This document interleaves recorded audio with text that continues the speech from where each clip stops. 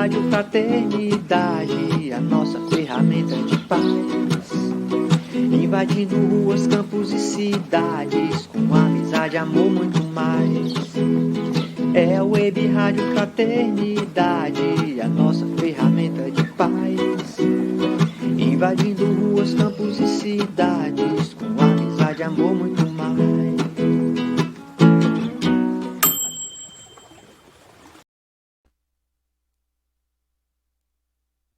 Esteja sempre em contato com o bem.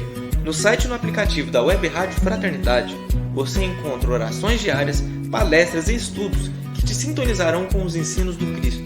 Para acessá-los, basta entrar no site www.radiofraternidade.com.br ou baixar o aplicativo da Rádio Fraternidade. Neles, você pode ouvir a rádio em tempo real ou acessar o nosso acervo. Web Rádio Fraternidade, a emissora do bem na internet.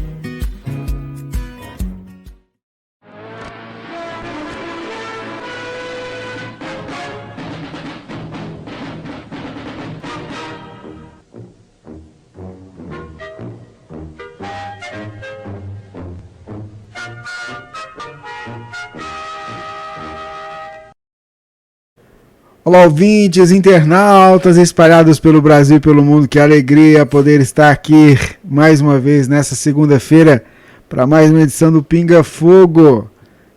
Programa espírita de perguntas e respostas. O nosso amigo Jorge Arahá, a participação da Sâmia, a Divina e você que está aí do outro lado, somando com a gente nesse trabalho. Divina, muito boa noite.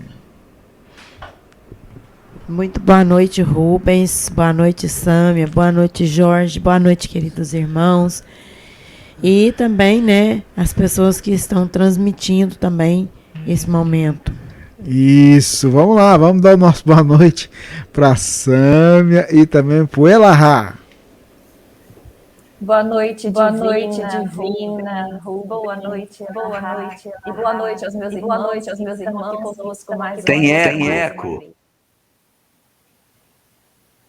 Ok?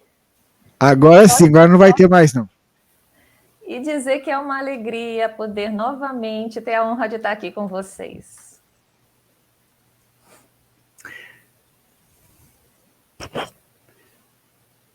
Boa noite. Posso falar? Pode, nós estamos esperando aquele boa noite com todo entusiasmo seu. Boa noite, Sâmia! Sâmia, você está meio escura. Tá só sua meu filho, é o que natural. dá para fazer, é que eu não estou em casa. Ah, tá bom. Eu não estou iluminada. Ainda não cheguei lá. Boa noite para você, Sâmia. Boa noite, Divina. Boa noite, Rubens. Boa noite, Luísa Silva, que vai nos assistir ao vivo hoje pela primeira vez. Boa noite para você. Boa noite para a Salete Vendrúsculo, que também está assistindo a todos nós nesse momento. Noris Borges. E também Adelaide Sakaguchi. Que sejamos todos muito bem-vindos para esse nosso momento de reflexão e estudo da doutrina espírita, através do programa que faz com que nós mergulhemos em algumas páginas da doutrina espírita, por meio da Web Rádio Fraternidade, a emissora do bem na internet, ajudando a construir um mundo melhor, através do seu canal e dos canais parceiros, não é isso? Não é isso, Rubens? É isso mesmo, a FEB TV, a Rede Amigo Espírita, TV7, pessoal da Web Rádio Amigo Espiritual, pessoal do Espiritismo.net, Portal da Luz, TV Secal, Ediluz, IDEAC, e os nossos amigos da Casa Espírita Seara de Luz, da onde que é mesmo? De Guarantã do Norte, no Mato Grosso, meus vizinhos aqui em Rondônia. Isso mesmo. E a gente começa o Pinga Fogo sempre com uma prece, não é? Então eu queria convidar você que está aí do outro lado para a gente elevar o nosso pensamento até o alto, agradecendo demais a Deus a oportunidade da dádiva da vida, essa oportunidade também de estudo, de reflexão, essa oportunidade que a gente tem dessa reencarnação, essa bênção que possibilita que a cada etapa a gente vá se transformando, vá se melhorando. Aqui nos encontramos, Senhor, para que durante esses minutos que aqui nós estaremos, a gente possa aprender, possa refletir. E é por isso que nós te pedimos a tua presença, inspirando o nosso amigo Jorge, envolvendo os nossos internautas, ouvintes espalhados pelo mundo, que acompanham com a gente não só ao vivo, mas a qualquer momento. Que as tuas bênçãos possam cair sobre os corações dos nossos irmãos. E é em teu nome, sob o teu amparo e a tua proteção, que nós iniciamos a edição número 112 do programa Pinga Fogo, aqui pela Web Rádio Fraternidade, nesta segunda-feira, dia 20 de junho de 2022. Que assim seja. Sâmia, o que você trouxe para a gente hoje? Você está com o áudio fechado, Sâmia. Só para não perder o costume. Rubens, sabe aqueles momentos da vida em que a gente pensa, se eu pudesse voltar no tempo, eu faria diferente? Esse poema fala sobre isso. O nome dele é Eu Quero Voltar no Tempo. Eu quero uma nova chance, voltar no tempo, ao ninho silencioso, ventre divino. Deixar ali os meus medos e os meus lamentos e refazer meu caminho em só sorriso. E quando de novo ao colo da mãe querida e à praça da infância que tanto me embalou, sentir o esplendor de cada pulsar da vida, gravando na alma somente expressões de amor. No antigo passado quero largar o lixo das fétidas ilusões que me trazem dor. Que o lixo adube jardins no antigo abismo e flores perfumem luz no meu desamor. E nesse florir de luz, nesse recomeço, quando me chegarem os anos da tentação, chamando-me à rebeldia e ao desalento, irei com todas as forças gritar que não. E assim me resgatarei na autenticidade. Sim, sim e não, não serão meus novos dizeres. Liberta eu viverei só minhas verdades, sem medo ou aceitação de outros quereres. E enfim marcharei de novo, sem pesos mortos, chegando ao meu novo hoje bem mais feliz, sem mais precisar sofrer por meus feitos tortos, nem mais me arrepender pelo que não fiz. Muito obrigada. Muito bom. Que legal, Sâmia. Como é bom a gente ouvir, né? Lahá, o que dá para falar? Na verdade, essa reflexão que o poema da Sâmia nos oferece é uma reflexão muito presente dentro das nossas existências. A grande maioria de nós, quando chegamos à idade adulta ou quando a velhice nos chega, olhamos para trás e dizemos com muita frequência: se eu pudesse voltar, como eu faria diferente? Como eu tomaria decisões mais acertadas? Como eu não me iludiria como me iludi? Então, essa percepção ao final da jornada, que você olha para trás e percebe o que poderia ter sido feito diferente, é uma movimentação que a gente realmente passa, sim. E é fundamental que a gente perceba que, pela leitura que a doutrina espírita nos oferece, a reencarnação é o grande instrumento para que a gente promova em nós uma nova oportunidade de, dessa vez, realizar de maneira correta aquilo que fizemos de forma equivocada. Através da reencarnação, nós vamos voltar ao ventre materno, voltar à praça da infância, voltar ao período em que fomos crianças, repassar o período da adolescência, da rebeldia e alcançarmos a madureza novamente. E se for verdade que as nossas decisões são verdadeiras, nós iremos acertar da próxima vez. É esse o processo do desenvolvimento da vida. o retorno do espírito à vida corporal, para que as existências possam promover isso em nós. Isso, portanto, nos leva a um processo de consolo muito grande, porque quando eu olho para trás e me envergonho dos meus dias passados, eu tenho que entender que essa não é a única história que eu tenho para viver na Terra. Eu terei outras.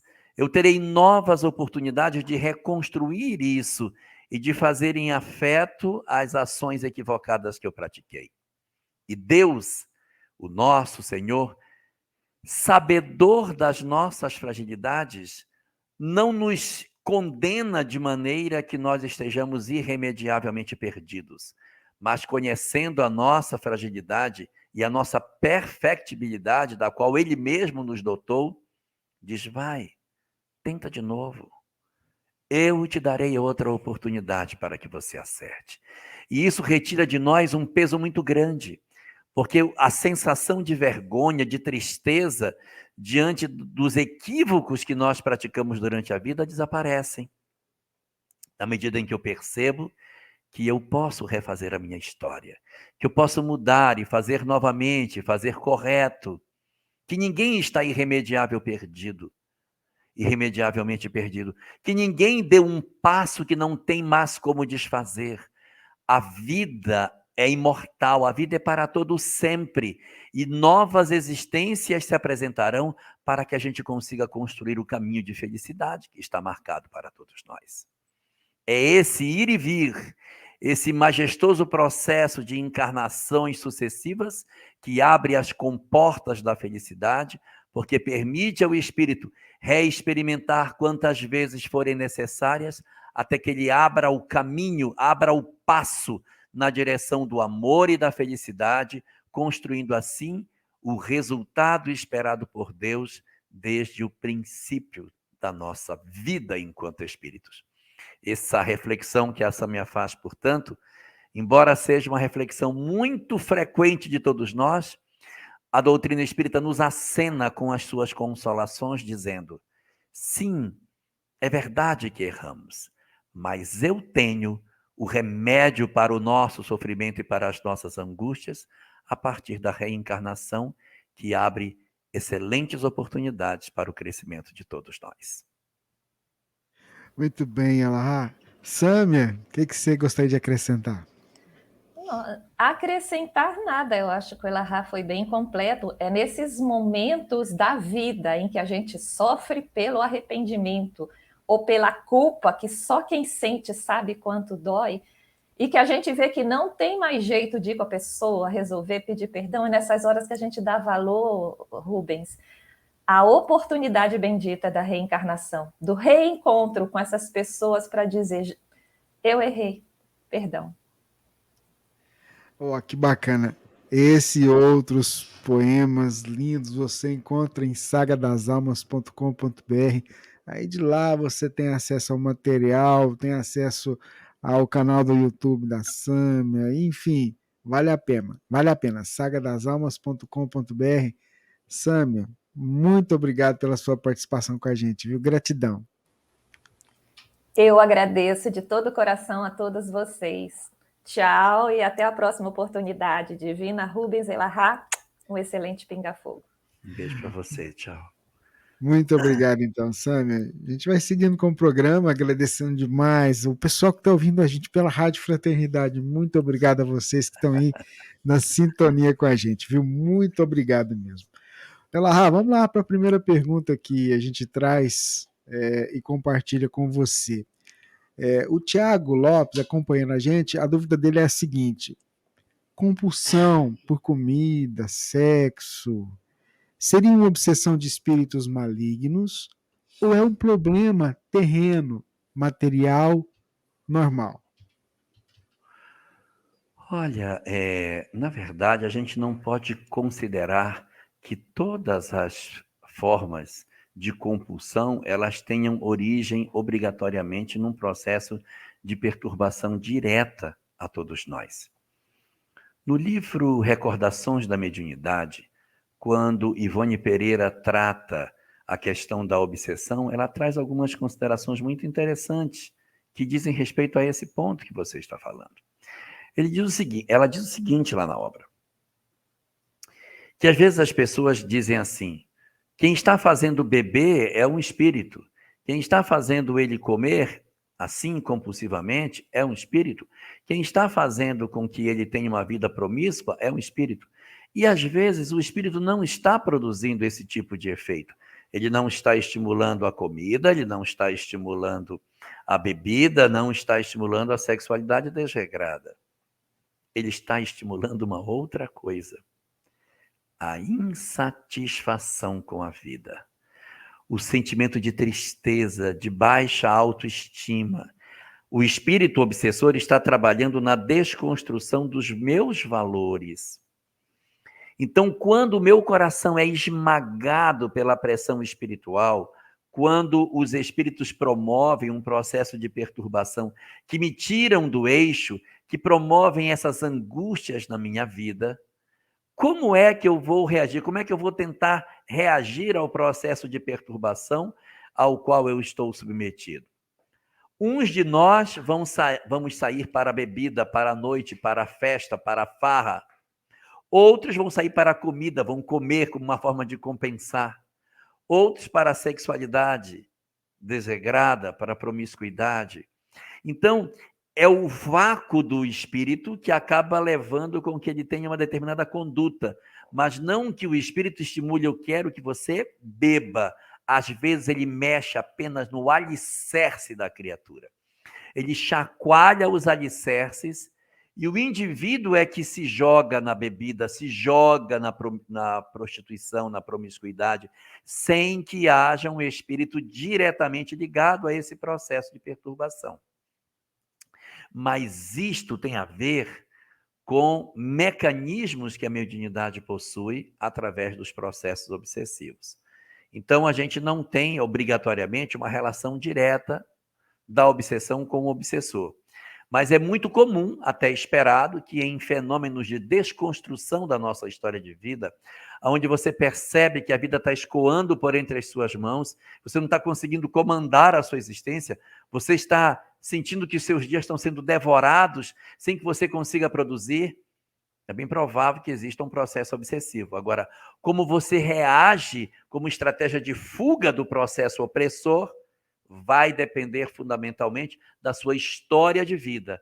Aí você cai em uma dessas compulsões que a vida possui. Todas elas relacionadas com processos de baixa autoestima, em que a gente procura compensar as nossas carências com algum instrumento. Bebida, comida ou multiplicidade de parceiros para querer dizer que nós somos, sim, capazes de seduzir as pessoas.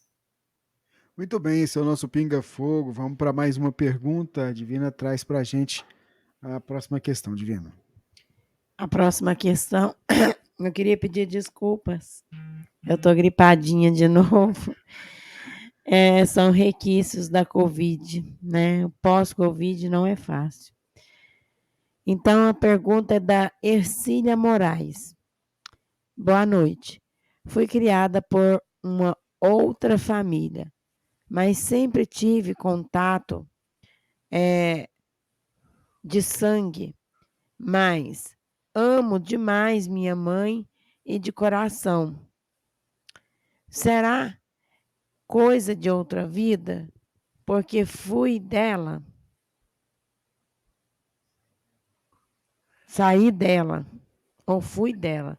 É porque eu entendi, Jorge, que ela é uma pessoa que foi adotada, né? Isso. E aí ela sente muito amor por essa mãe. Mas né? ela foi Demais. adotada, mas não perdeu o vínculo com a família biológica, pelo que eu entendi. Isso. Mas Tá. ela gosta da pessoa aqui, ó. Boa noite. Fui criada por outra família, Perfeito. mas sempre tive contato de sangue, com a de sangue, né? Com a de sangue, certo. Mas amo demais a minha mãe de coração, a mãe que a criou. A mãe adotiva. Isso. Será coisa de outra vida? Porque fui filha dela, que ela quis dizer. Sim. Olha, a gente não pode dar uma resposta cabal, assim, sim, foi, não foi, porque existem tantos nuances em cima disso. É tão difícil a gente conseguir dar uma posição clara sobre essas questões, porque isso varia muito de pessoa para pessoa.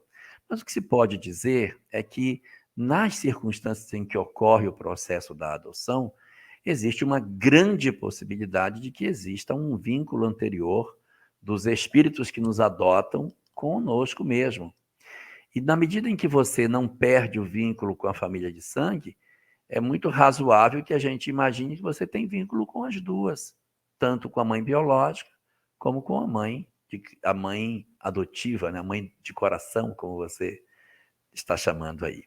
Então, qual é a tendência? A expectativa é que, se você cai numa determinada família para um processo de adoção, é porque existe um vínculo anterior que justifica essas conexões. Mas não dá para a gente dizer assim, com certeza é, porque existem circunstâncias em que a adoção acontece de espíritos que são estranhos entre si. É possível. Essa circunstância, ela é tanto mais propícia de acontecer, quanto mais atrás, em termos de evolução, estão os espíritos. No começo da nossa evolução, na construção dos nossos laços de família, existe muito maior a possibilidade de que você traga alguém que não tem vínculo anterior para que ela venha compor a sua equipe doméstica. Na medida que a gente vai avançando na evolução, as pessoas vão tendo mais experiências, a chance de você trazer alguém para o grupo familiar que não pertença ao seu passado vai diminuindo progressivamente, a ponto de, numa determinada etapa evolutiva, já não ser mais muito razoável nós considerarmos que sejam espíritos estranhos. Então, a medir pelo que você fala, de que você tem uma relação de muito afeto com a família adotiva, que você já tem um sentimento muito forte por essa família e se percebe que você não é, evidentemente, um espírito em início de evolução, é bastante razoável considerar que sim, que exista vínculo anterior, embora a gente não possa asseverar de maneira cabal, porque pode, não é impossível, você ser um espírito que se ligou a essa família agora e que desenvolveu laços de afeto, apesar de ser uma primeira oportunidade de reencontro. Não dá para a gente asseverar de maneira firme e segura, mas a probabilidade maior é que sim, que existam laços anteriores entre você e sua família adotiva e a família biológica também. Muito bem, esse é o nosso Pinga Fogo, edição número 112, 20 de junho de 2022. O Paulo está nos acompanhando e ele pergunta o seguinte: Elahá, quando oramos por um desencarnado e esse espírito já reencarnou, essa oração chega ao destino? Sim, a oração vai chegar ao destino porque nós estamos orando, vibrando por alguém que está conectado na nossa história de vida. Às vezes, esse avô por quem nós oramos já renasceu como meu neto. O avô por quem eu oro é hoje o meu netinho. Mas ele já reencarnou, mas a emoção, os fluidos, as energias que eu emito de mim na direção dele, elas vão na direção daquele que é o receptor. E elas irão alcançar o beneficiado pelo processo da prece. Então, fatalmente, os fenômenos através dos quais a gente vai orar por alguém em particular vai alcançar, independente da pessoa estar encarnada ou não. Fenômeno semelhante acontece no processo inverso, quando alguém perturba outro alguém. A pessoa já reencarnou e o espírito reencarnado pode receber as influências de perturbação da entidade que consegue encontrá-lo para perturbá-lo. No caso da reencarnação, os mentores se encarregam de tentar evitar e bloquear a influência negativa. Quando a influência é positiva, então eles abrem as comportas para que a gente receba o benefício da prece. Muito bem, nada fica perdido, tá vendo? Vamos lá, Divina, para a próxima pergunta. É verdade, né? E a evolução, ela acontece aos pouquinhos. A gente também não precisa se cobrar tanto, porque às vezes a gente cobra de nós tanta perfeição, né? e tal, a gente sabe que a gente vai melhorar, vai melhorando aos poucos. Não pode estacionar também, né? Então, essa pergunta é da Célia Rodrigues. Por favor, Jorge, pode me responder a diferença de um espírito de luz e um espírito puros? Na verdade, na classificação da doutrina espírita, a gente não tem, na literatura espírita, essa nomenclatura de espírito de luz. Nós usamos essa terminologia, mas ela não está na obra de Kardec, espírito de luz. Então, a gente pode presumir que um espírito de luz seja os espíritos que estão contidos na segunda ordem, que existem 3 ordens dos espíritos, conforme as questões 100 a 114 de O Livro dos Espíritos. Na terceira ordem, uma série de entidades em condição ainda negativa.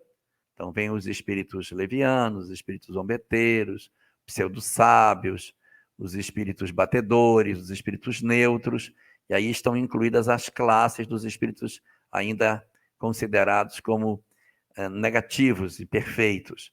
Aí vem uma segunda ordem, que são os espíritos chamados de espíritos bons, que tem os espíritos benévolos, os espíritos sábios, os espíritos de sabedoria, espírito superior, e aí os espíritos puros lá em cima. Então, a segunda ordem dos espíritos bons, de repente, podemos dizer que seja o espírito de luz, mas a doutrina espírita não usa essa terminologia. Mas vamos considerar que os espíritos bons sejam os espíritos de luz, trazendo para esse contexto. São espíritos desejosos do bem, que realizam o bem, que fazem o bem, que constroem o bem, que são de uma evolução, às vezes, bem elevada, mas ainda não se despojaram das diversas imperfeições que o ser humano ainda possui. Ainda necessitam de depurar algumas imperfeições típicas da nossa condição ainda do planeta Terra. E nós chamamos de espírito puro, sempre essa pureza é relativa a alguma coisa, porque não existe pureza absoluta, porque só Deus é absolutamente puro. Os espíritos puros são aqueles que, para o grau de evolução da Terra, já não possuem mais imperfeições. Eles estão atrás de virtudes que nós nem sequer conhecemos quais são. Então, o que são espíritos puros? São os da primeira ordem, questão 114 de O Livro dos Espíritos. São os espíritos que já resolveram todas as questões morais que o nosso planeta possui. Espíritos de luz, eu estou trazendo para o conceito da doutrina espírita, que é espíritos bons. E existe ali uma gradação, benévolos, sábios de sabedoria e superiores. Essas quatro classificações são todas de espíritos que querem fazer o bem, mas de uma maneira maior ou menor, ainda tem coisas a aprender e amor ainda para conquistar. Essa seria, portanto, uma diferença entre espírito de luz, que já tem uma evolução, e o puro, que seria no mais alto grau. Só para você ter uma ideia, na visão da doutrina espírita, puro, só Jesus que a gente conhece. Os outros são todos de luz. Muito bem, Jorge Alahá. Vamos seguindo com Pinga Fogo, vamos para mais uma pergunta. A dúvida que chegou para a gente de um internauta é a seguinte, Jorge. Por que há tantas vertentes do espiritismo? Já vi gente falando que é possível clonar almas, sobre o eu superior, fractais de almas, só falam sobre alienígenas e etc. Inclusive gente dizendo que o espiritismo de Kardec é atrasado e com dogmas. O que a gente pode falar para esse nosso internauta, Jorge? Eu nunca tinha ouvido falar de clonar alma, é a primeira vez. Nunca ouvi falar, não. Mas o que acontece? A doutrina espírita, ela é uma doutrina que tem contornos bem definidos. É muito claro para a doutrina espírita o que ela pensa sobre o aborto, sobre a pena de morte, sobre o casamento, a separação conjugal, planejamento familiar, a relação com os filhos. É muito claro, isso aí está tudo muito bem definido, o contorno está muito claro. Só que não existe só a doutrina espírita, que é uma doutrina reencarnacionista. Nós temos diversas doutrinas reencarnacionistas, algumas com rótulos, outras sem rótulos.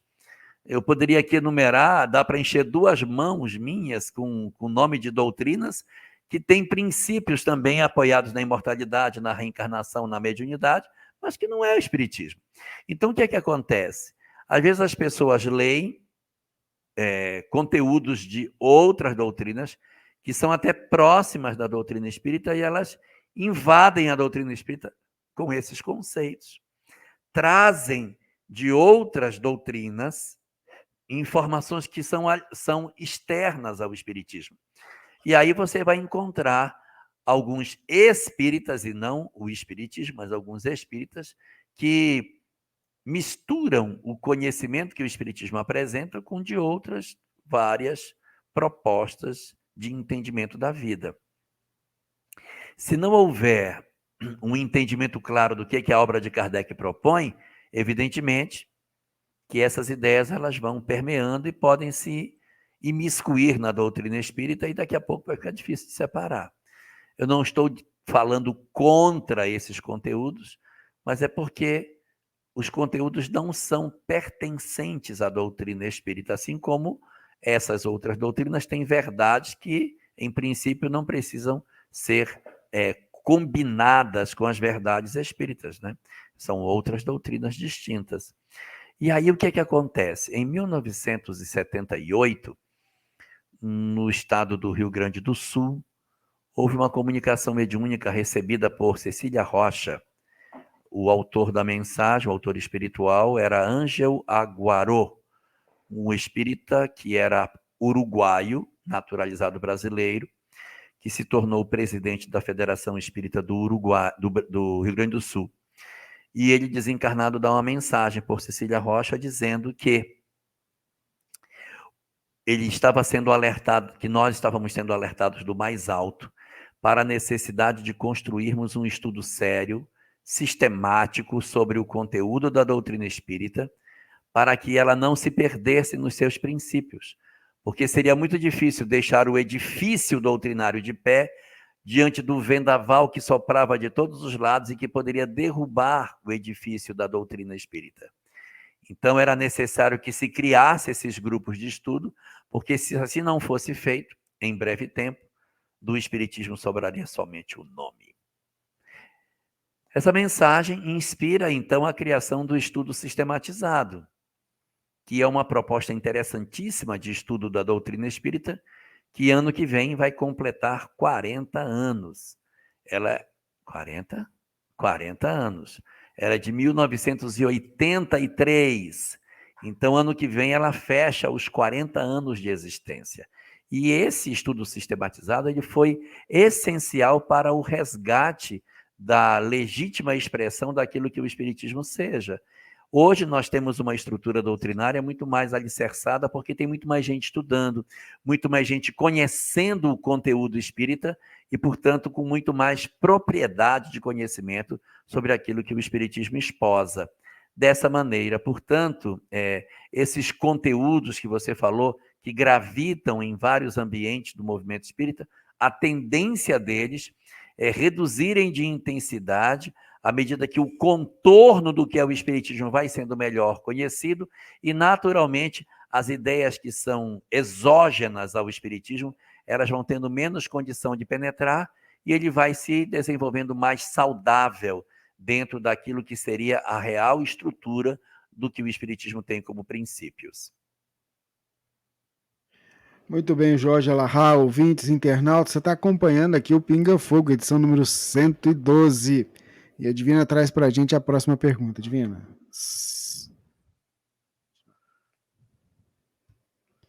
Então, a próxima pergunta é de Régila. Ela é Régila Belo. Ela é lá da cidade de Barreiras, na Bahia. E ela gostaria de saber o seguinte: no estudo do EAD, estudo aprofundado da doutrina espírita sobre evolução, explicada pelo Espiritismo, diz as primeiras encarnações do espírito pode ocorrer na Terra, mas em geral acontecem em mundos apropriados. Questão 607b do Livro dos Espíritos. Neste caso, como poderá ocorrer essas encarnações? Em quais condições? Você conhece algum caso confirmado pela espiritualidade, Jorge? Não, conhecer eu não conheço, mas dá para entender o que eles querem dizer. O que eles querem dizer é o seguinte, que é importante observar que as primeiras encarnações do espírito, não é do princípio espiritual, porque o princípio espiritual é o que vem evoluindo, passando pelos diversos reinos até chegar ao homem. Quando eu falo das primeiras encarnações do espírito, eu estou me referindo ao surgimento do Homo sapiens. Eu estou me referindo ao surgimento do indivíduo humano. Não estou falando das outras etapas anteriores, nas quais, pelo processo natural da evolução anímica, nós já desenvolvemos experiências em várias espécies distintas até chegarmos à condição de Homo sapiens sapiens. Então, as primeiras encarnações do gênero humano, elas podem ter se dado na Terra. Sim, claro, não tivemos período pré-histórico aqui? Claro que sim. Se eu for recuar no tempo, eu vou encontrar aqui hominídeos. O homem de Neandertal, o homem de Cro-Magnon, o homem de Java, o homem de Pequim, o Homo erectus, o Australopithecus, o Ramapithecus, o Aforensis. Então, eu tenho toda uma linhagem de hominídeos que existiram na Terra, está aí os fósseis, está aí tudo. O que é isso? É a infância espiritual para o surgimento da espécie. Aconteceu onde? Aconteceu na Terra. Então, a Terra serviu de espaço para a encarnação das primeiras experiências do espírito no gênero humano. Sim, não padece dúvida. A história natural do homem na Terra diz, não, foi isso mesmo. Nós viemos evoluindo, está aqui, ó, os antropóides, depois vieram os macacoides, os hominídeos, até a chegada do Homo, do gênero Homo, e pronto. Então, beleza, beleza, tá certinho. Mas não precisa ser aqui. Não precisa ser aqui. Eu posso ter me desenvolvido em outros lugares. Na Terra, nós temos uma população muito grande de espíritos. Muitos deles fizeram o seu processo de saída da animalidade para a hominialidade na Terra, no nosso longo processo da pré-história até chegar na história. Mas existem espíritos que estão na Terra que não fizeram a sua transição de animal para homem na Terra. Tiveram as suas primeiras experiências fora daqui, em outros ambientes. A gente não fala tanto dos espíritos que migraram de Capela para cá, que eram inteligentes. Bom, se eles chegaram aqui quando o homem era pré-histórico e já eram inteligentes, onde foi que eles fizeram a evolução deles?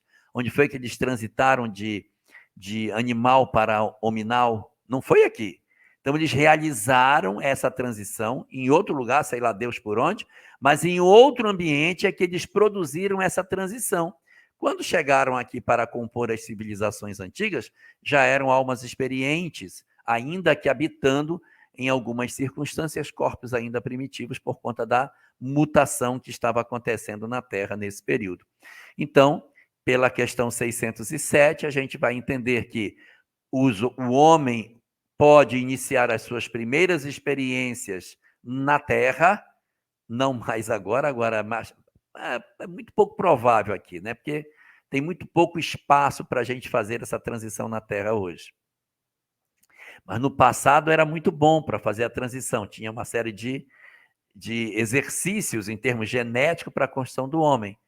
E o que não foi feito aqui foi feito em outro lugar, então está tudo muito bem acomodado. As primeiras encarnações do espírito, enquanto homem, né, podem se dar na Terra ou em outro lugar, de acordo com a conveniência. Muito bem, Jorge Elahá, é isso aí. Vamos lá, né? Vamos lá, que a Lourdes mandou uma pergunta para a gente, que é a seguinte, olha. No capítulo 19 do livro Ação e Reação, André Luiz traz uma fala do Druso sobre dor evolução, dor expiação, dor auxílio. Poderia, Jorge, explicar cada uma e, se possível, dar um exemplo?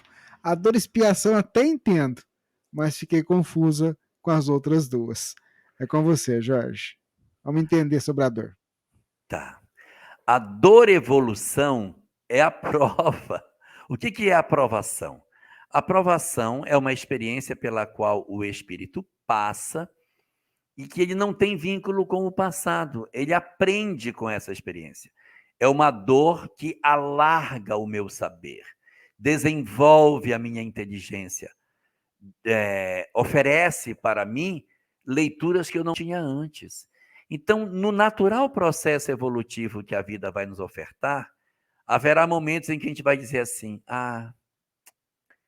eu gostaria de desenvolver a minha habilidade em determinadas situações que eu ainda não vivi. Eu gostaria de experimentar, por exemplo, uma encarnação sem casamento, só para saber como é que saio. Então você vai viver uma vida de silêncio afetivo, vai vir sozinho. Isso não é expiação, é para crescimento, você aprender coisas novas. Eu quero renascer, eu quero ser uma pessoa pobre, uma família numerosa e quero me dedicar a esse pessoal. Mas em função do quê? Porque eu quero, gosto meu, prove aquilo que o espírito decide. Não, eu quero fazer, eu quero realizar. Então, a dor no sentido da evolução é a dor que me impulsiona para frente. É a dor que a gente desenvolve no sentido provacional. A primeira que você entendeu bem é a dor expiação. Depois nós temos a dor prova, que é a dor evolução. E a terceira, a dor auxílio. É a dor através da qual eu passo para auxiliar os que ficaram na retaguarda. Eu vou sofrer, não é por mim. Eu vou sofrer para ajudar. Tenho dado esse exemplo algumas vezes, eu vou dar de novo. Lívia, do livro Há 2000 anos, renasce para ajudar Públio Lentulus. Ela precisaria renascer? Não, não era necessário. Alcíone precisaria renascer para poder... não precisava. Quinto Varro, do livro Ave Cristo, precisaria? Não precisava. Veio por amor. Lívia por amor a Públio. Quinto Varro para ajudar Tassiano. E a figura de Alcíone para ajudar Pólux. Mas eles sabem que ao encarnarem na Terra, na expectativa de auxiliarem aos outros, passarão por sofrimentos. Ou Lívia não passou? Ter um filho sequestrado não é fácil. Uma experiência que ela não precisaria passar, mas ela sabia que ao reencarnar para tentar ajudar alguém que é difícil, o outro erra e você vai pegar os resquícios, os respingos das imperfeições e dos equívocos do outro. Respinga em você, não tem jeito. Então você renasce pai de uma pessoa difícil, vai respingar em você. Mas você veio sabendo. É um processo de dor auxílio. Eu estou sofrendo porque vim para auxiliar. Eu vim para ajudar. As dores de Alcíone, ela não precisava vir. Astenio diz isso para ela no primeiro capítulo. Não faça isso. Você não precisa passar por isso. Para que você vai na Terra? Você é doida? Você não precisa mais. É por eles, não é por mim. Ela vai passar por uma vida de privação. Ela é pobre, vai trabalhar como serva na casa do próprio pai, passa por tantos dissabores, desencarna abandonada de tuberculose dentro de um catre durante 10 meses de esquecimento de um local úmido e horroroso. Precisava disso? Não, ela veio para ajudar. Então, muitos espíritos renascem sabendo que vão passar por dores, mas eles sabem que a existência é curta. E eles se submetem a essa condição para poderem resgatar os seus entes queridos. É uma dor que não é por um processo expiatório. É uma dor que não é para desenvolver a minha evolução em si, mas é uma dor porque eu vim para querer ajudar.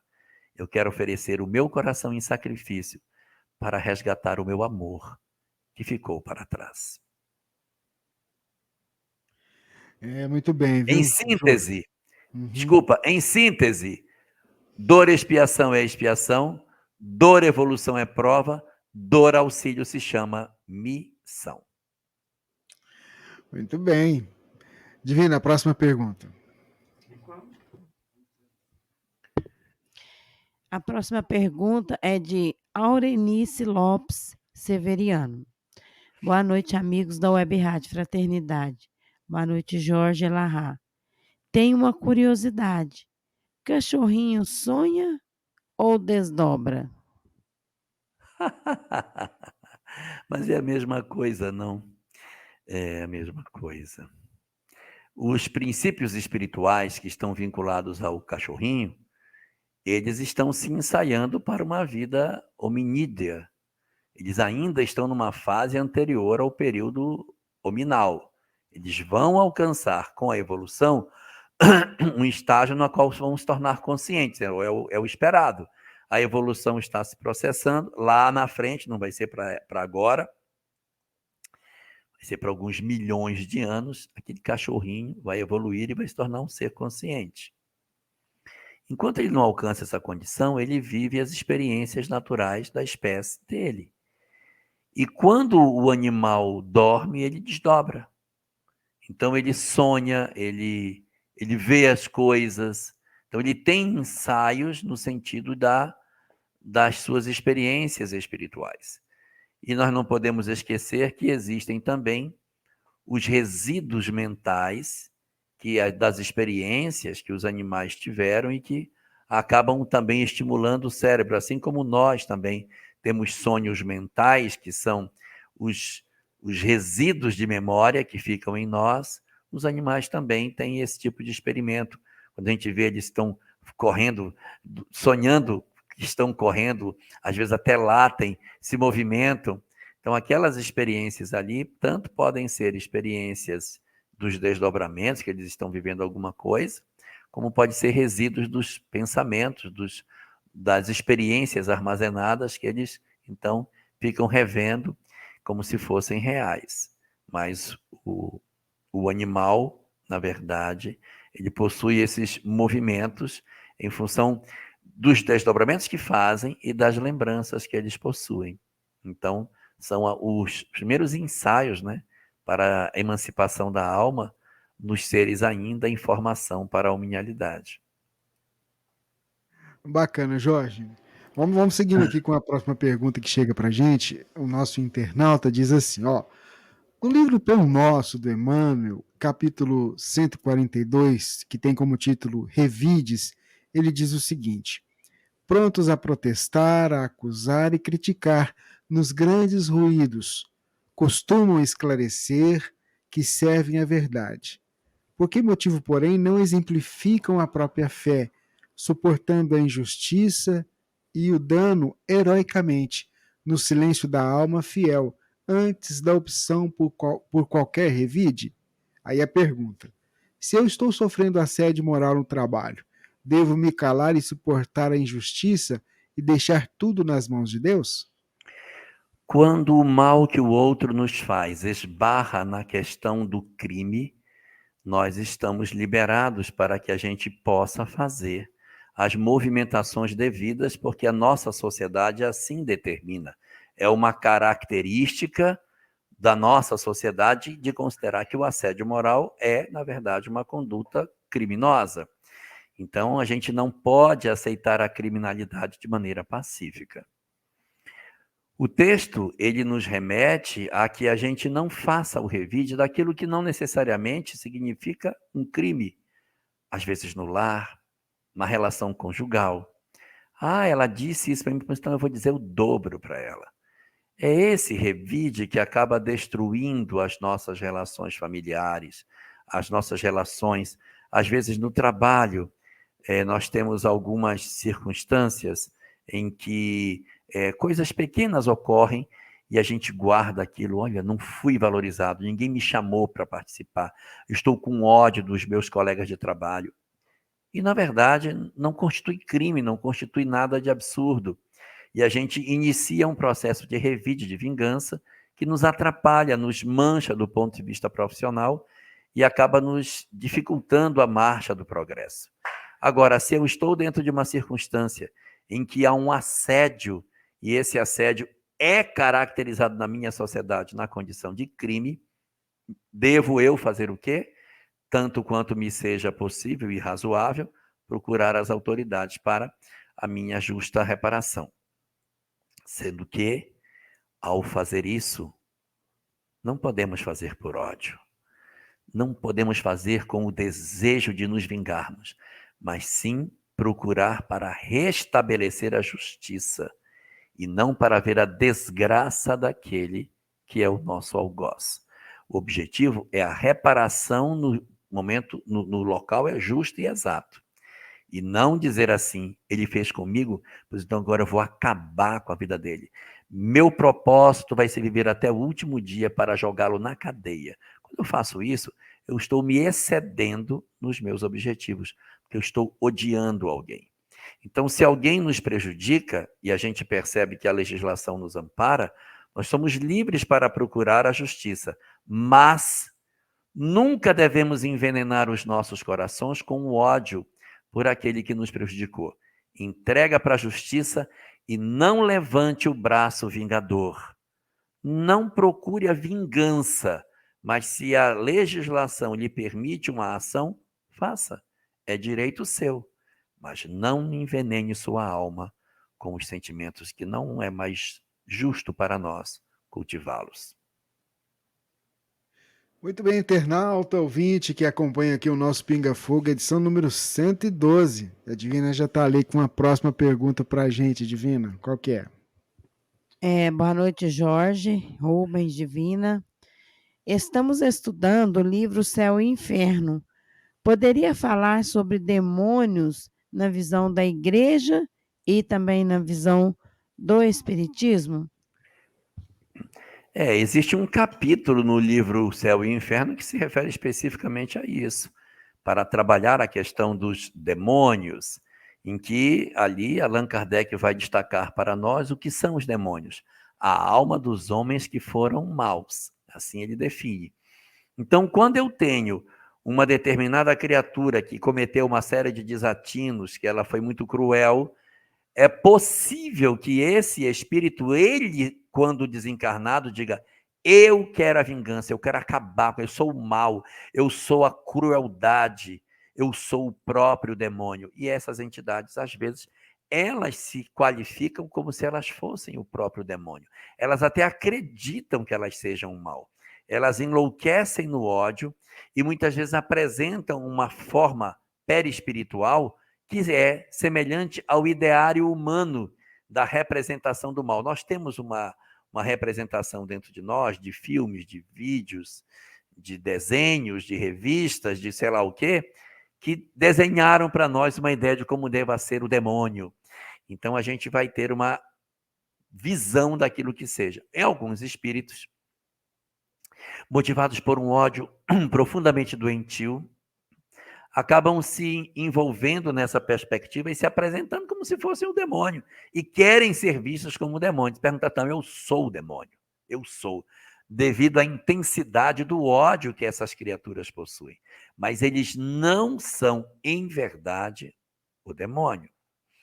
E aí, nesse capítulo, Allan Kardec vai fazer um trabalho muito interessante. Ele vai pegar os 7 pecados capitais, que eu não vou lembrar todos aqui, mas ira, gula, inveja, orgulho, luxúria, avareza, preguiça, acho que lembrei de todos, os 7 pecados capitais, e vai fazer uma conexão que a igreja fazia durante um período muito longo da sua história, dando para cada uma dessas imperfeições o nome de um demônio. Então, o demônio da avareza chama-se Mamon. Então, Mamon é o demônio da avareza. Aí você tem um demônio da luxúria, Belzebu. E os outros todos têm o seu demônio, que eu não vou lembrar o nome. Mas ele está mostrando aí no capítulo como que o homem foi criando essa ideia ao longo do tempo, sem que de fato exista verdadeiramente o demônio em si, mas são homens, almas que se endureceram, se cristalizaram no ódio e que podem se apresentar com essa característica. Vale aqui uma observação do judaísmo para nos ajudar. Para o judaísmo, Deus é único, não há outro Deus. Hashem Echad. Deus é um. Quando o judaísmo diz que Deus é um, é porque ele é um mesmo, não tem dois. Então ele não possui rival. Ele não possui nenhum outro Deus, também não possui rival. Então não existe uma criatura para rivalizar com Deus. Se você pegar toda a Torá, Não tem espírito que rivaliza com Deus. Deus reina absoluto, não tem, o demônio não existe. E a serpente? A serpente não é o rival de Deus, não existe, essa figura não existe.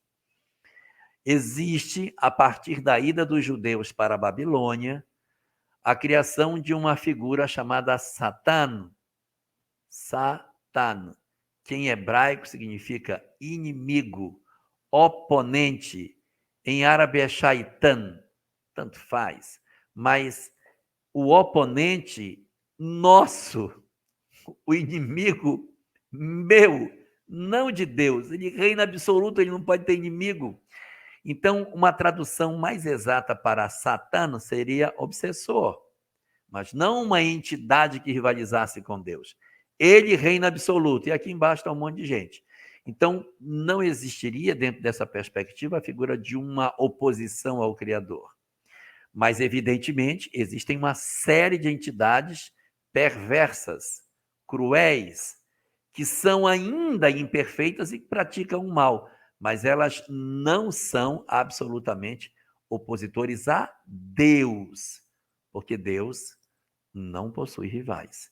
No final do capítulo, Kardec vai desconstruir essa ideia e mostrar que, no fundo, a ideia criada no pensamento da existência dos demônios é uma ideia que não se sustenta na medida em que você olha a evolução dos espíritos e que essa seria apenas uma etapa de equívoco do espírito que depois desperta e passa a seguir a senda do progresso, como todos os demais. Muito bem, Jorge Alahá, ouvintes, internautas, vamos seguindo aqui com Pinga Fogo.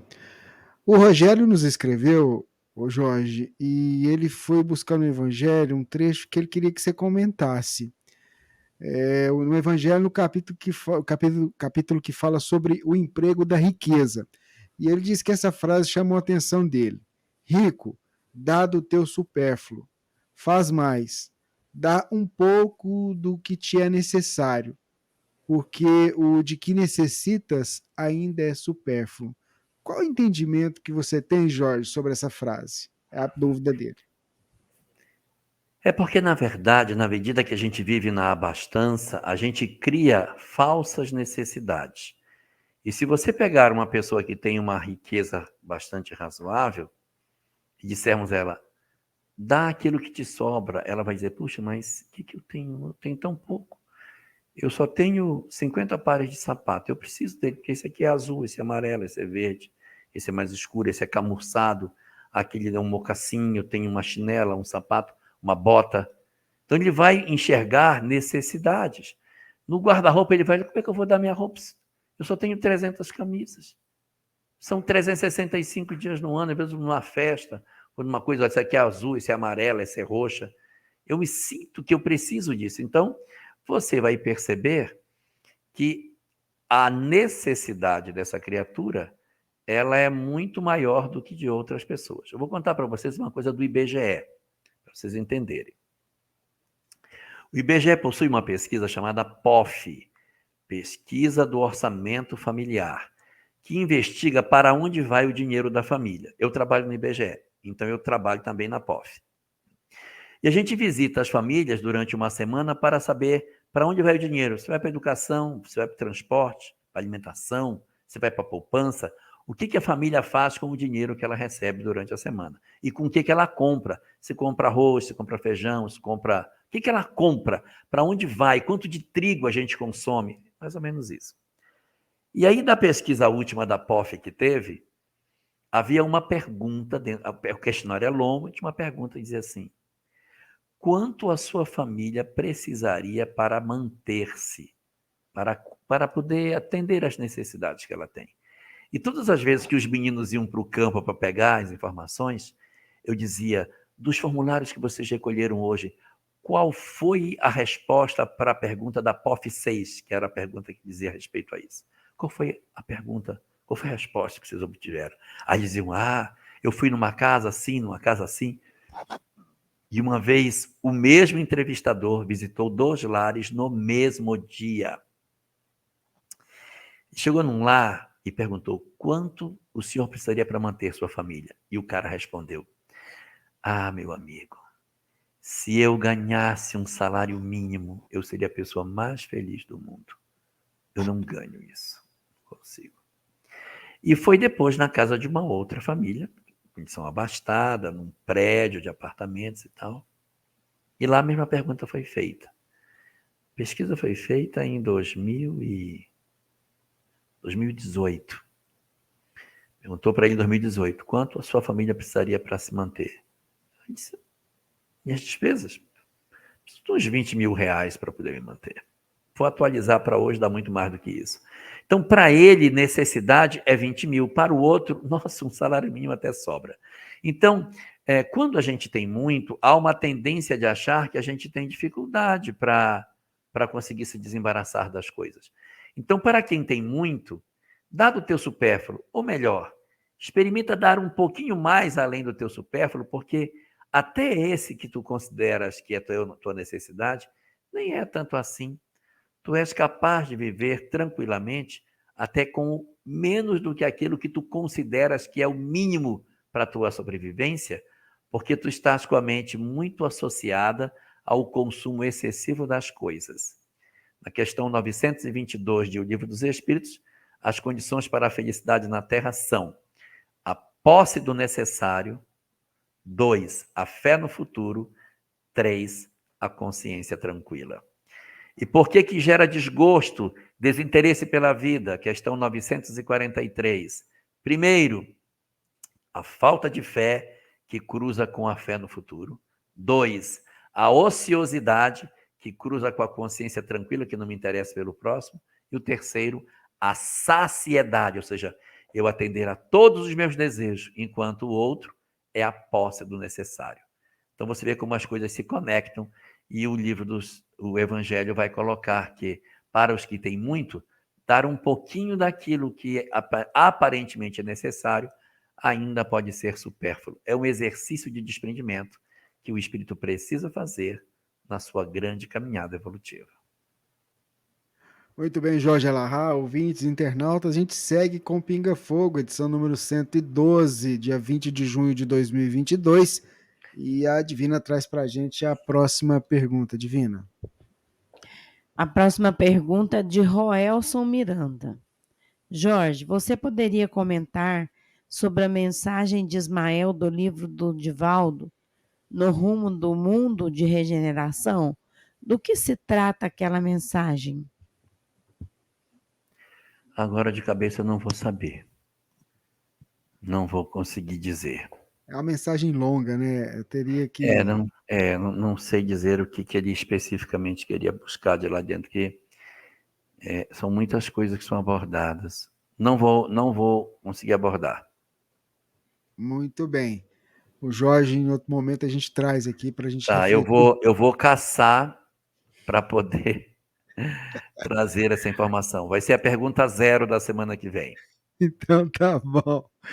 Então vamos lá, vamos seguir então, Jorge Alahá, para a próxima pergunta que a gente traz aqui para os nossos internautas, dos nossos internautas, para você, Jorge.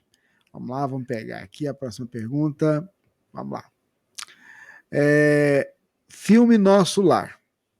Laura, mãe de Lísias, que reencarna para se tornar mãe da neta. Pergunta: quando ela reencarna e tem nova vida, missão, ao retornar ao mundo espiritual, ela retoma como mãe de Lísias ou da neta? Como é que acontece nessa nova trajetória? É a dúvida que a nossa ouvinte internauta tem. Isso depende muito do que é que eu me afinizo mais. Porque, se você lembrar, no livro Nosso Lar, Dona Laura, quando volta, não lembrava das últimas existências dela. Ela tem que passar por um tratamento para lembrar, por um trabalho de estímulo magnético, para ela conseguir lembrar 300 anos, para ela conseguir enxergar. Mas quando ela chega em Nosso Lar, ela não traz memória de nenhuma encarnação anterior. É preciso fazer um estímulo para que a memória volte. Seguindo esse raciocínio, quando ela vai voltar, o que é que ela vai lembrar? Da última. Ela vai ser o quê? Mãe da menina. Mas pode ser que ela tenha crescido espiritualmente na volta e ela diga: não, eu sei que eu sou mãe da menina, mas também fui mãe do Lísias. E isso não gera conflito, porque é como, por exemplo, você que é professor encontrar tempos depois um aluno seu que diz assim: professor, o senhor lembra de mim? Seu aluno, ei, rapaz, é verdade, você foi meu aluno e tal. Hoje quem está estudando com o senhor é minha filha. A minha filha é sua aluna. É mesmo, é. Aí você deu aula para o pai e está dando aula para a filha hoje. Isso acontece muito com professores que permanecem longo tempo no magistério. Então, o fato de eu ser pai de alguém e pai do outro não invalida a minha relação de paternidade, porque o sentimento continua vivo, apesar de ser de existências distintas. Então, nós temos aí duas possibilidades. Ela volta lembrando apenas da última existência, como aconteceu nessa de Lísias, ou ela teria crescido e volta com a lembrança de mais de uma existência, sem conflitos, porque são pessoas amadas que eu digo, eu lembro que eu fui seu pai, sua mãe, e lembro que fui sua mãe também. Eu lembro das duas. Como eu lembro que fui seu professor, e lembro que sou professor de sua filha. Isso não gera conflito para o espírito, porque ele enxerga não a existência, mas ele enxerga a vida. E na vida eu tive relação de maternidade com pessoas diferentes nesse sentido. Pessoal comentando aqui, ó, eu dei aula para vários filhos de alunos minhas. Pois é. Acontece. É isso mesmo. Divina, traz a próxima pergunta para gente. Ai, tá. Eu não vou nem falar, que eu já dei aula pro, pro avô, é demais. Mas é verdade. Ainda bem que eu tenho desculpa que casou cedo. Alessandra Peixoto. Qual a melhor forma de educar a nossa mediunidade para que possamos ter um encontro com o nosso mentor espiritual? Participar de uma casa espírita, frequentar o estudo sistematizado de maneira regular, ao término do estudo sistematizado, ingressar no grupo de educação da mediunidade, para ter um forro muito mais efetivo de conhecimento e uma prática aliada àquilo que a doutrina espírita nos aponta como razoável. Se nós seguirmos esse roteiro, essa técnica, a gente muito provavelmente vai ter uma mediunidade mais afinada, e ficará mais fácil que a gente registre as sugestões do mentor. Mas eu quero lembrar que o mentor fala pelo nosso pai, fala pela nossa mãe, fala pelo nosso marido, pela nossa esposa, pelos nossos filhos, colegas de trabalho, fala durante o sono. Ele não tem só uma comunicação mediúnica para expressar conosco, mas eles se valem de todos os que possam ser úteis a nós na orientação daquilo que ele quer dizer. Ele não possui a vaidade de querer dizer, não, quem tem que dizer sou eu.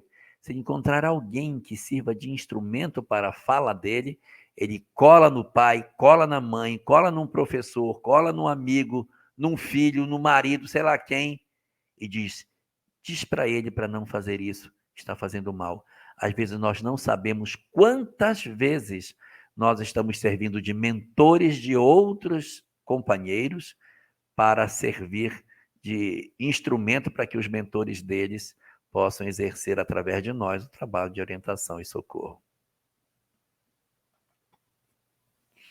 Muito bem, Jorge, ouvintes, internautas, vamos seguindo aqui com o Pinga Fogo. Jorge, nós temos um internauta que nos escreveu e ele queria saber por que o Elahá diz que os problemas mentais não são expiação ou prova. Sou depressivo a vida toda. Hoje tenho 58 anos, tomo muito remédio, a fluoxetina, Rivotril, e sou casado com uma pessoa também de 58 anos que possui problemas emocionais. Temos uma filha adotiva de 19 anos que também vem apresentando os mesmos problemas. Já tentou contra a sua própria vida. Entra em crise e se arranha e se machuca muito. Diz que isso alivia a dor e a angústia. Desde bebê ela tem impulsividade, depressão e dificuldades de aprendizagem. Já levei a vários psiquiatras, mas nenhum dá um diagnóstico por escrito. Disseram que é um transtorno de borderline, mas nenhum colocou isso no papel. E aí ele queria te ouvir, Jorge. Na verdade, o que acontece?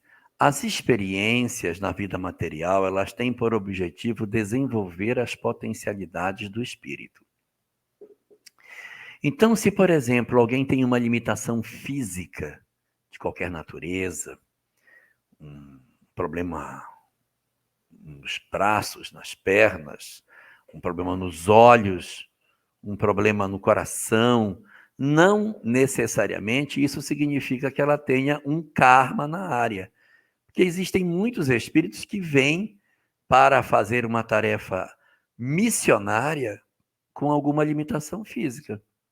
Existem várias pessoas que vivem uma limitação física, mas não porque devem para a lei, mas para deixar o exemplo. Nossa, olha só, fulano com todas as limitações que tem, faz tudo o que faz. Interessante. Existe também aquelas pessoas que vêm deixar o exemplo pela sua condição social. Elas são pobres, elas têm pouco recurso financeiro, vivem com uma dificuldade muito grande do ponto de vista material, mas isso não significa que elas devam para a lei. Elas podem ser pessoas que encarnaram nessa condição para que elas deixem o exemplo de como a gente pode viver nas circunstâncias em que a vida lhe pede determinados sacrifícios. É lógico que eu tenho pessoas que estão com algumas dificuldades físicas e que têm questões kármicas, sem dúvida. Processos expiatórios, bastante comum. Mas eu não posso bater o martelo e dizer, se ele tem um problema físico, é karma. Deve. Não, às vezes ele está ali para deixar um exemplo de como a gente deve viver. A mesma coisa acontece com as questões emocionais, no sentido de uma vida mais sacrificada, vive numa condição mais difícil.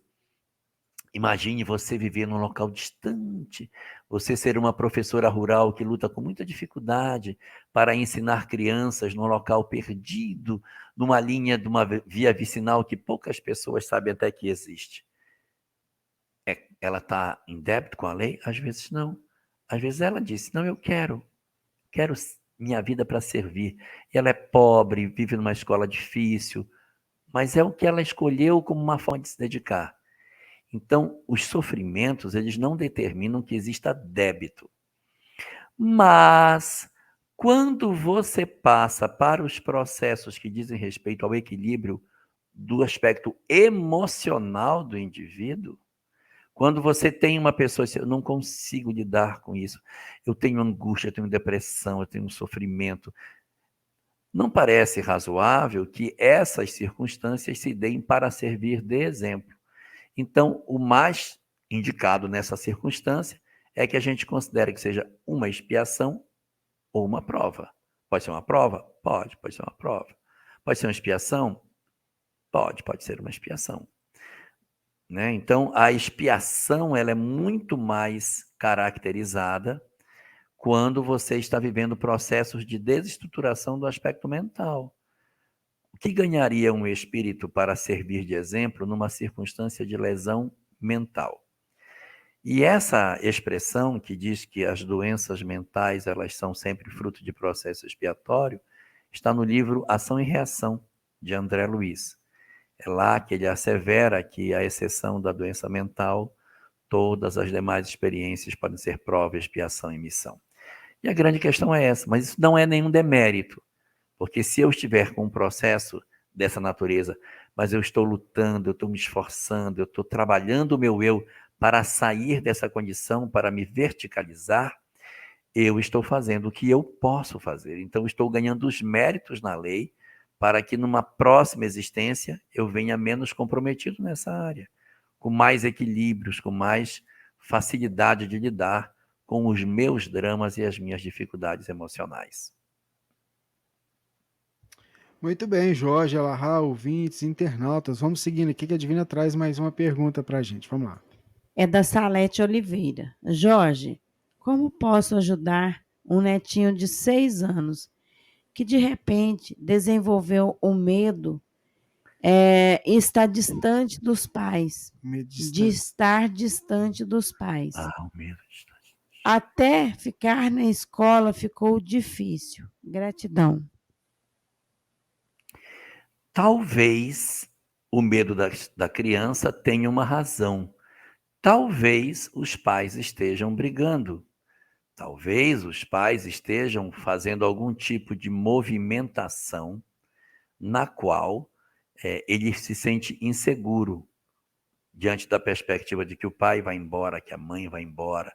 Eles estão tendo algum tipo de conduta que ele desenvolveu o medo da perda.